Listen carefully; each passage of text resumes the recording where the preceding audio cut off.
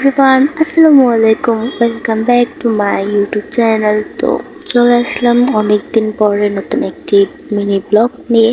তো ওই দিন রাতের ৮টার সময় আমরা বাসা থেকে বের হয়েছিলাম লক্ষ্মীবাজারের উদ্দেশ্যে। ওইখানে আমরা স্ট্রিট ফুড খেতে যাব তাই। আর আমাদের যেতে যেতে বাজছে 9:30, কারণ অনেক জ্যাম ছিল রাস্তায়। তো ফার্স্টে আমরা একটু মার্কেটে ঘুরে নিলাম, আর তারপরে এখানকার পানিপুরি ট্রাই করব। আর এই পানিপুরিটা ট্রাই করার পর আমার কাছে তো অনেক ভালোই লাগছে এটা। আর এই জায়গায় তো অনেকগুলো স্ট্রিট ফুডের দোকান আছে। আর আমাদের পানিপুরি খাওয়া শেষ, তারপরে আমরা চলে গেলাম আরেকটা দোকানে দোসা খেতে। আর এই দোসাটাও অনেক মজা ছিল, অনেক ক্রিস্পি ছিল। এটা খেতে আমার কাছে মোটামুটি অনেক ভালো লাগছে।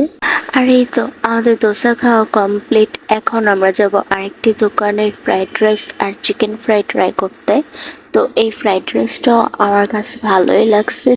আর এই মুচমুচে চিকেন ফ্রাইটাও অনেক মজা ছিল, অনেক গরম ছিল। তো এত কিছু খাওয়ার পর আমার মন চাইলো একটু ঠান্ডা ঠান্ডা লাচ্ছি খেতে।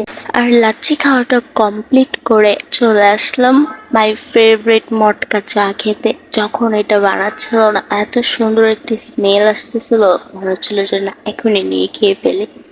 তো ও নিয়েছিল পনির চা আর আমি নিয়েছিলাম নর্মাল মটকা চাটাই।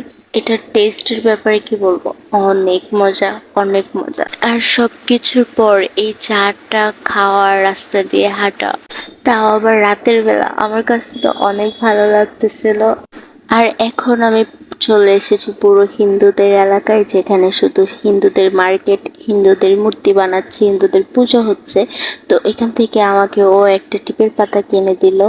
আর এখন আমরা রওনা দিয়ে দিয়েছি বাসার দিকে। আর রাতের বেলা রিক্সা দিয়ে ঘোরার তো মজাটাই আলাদা।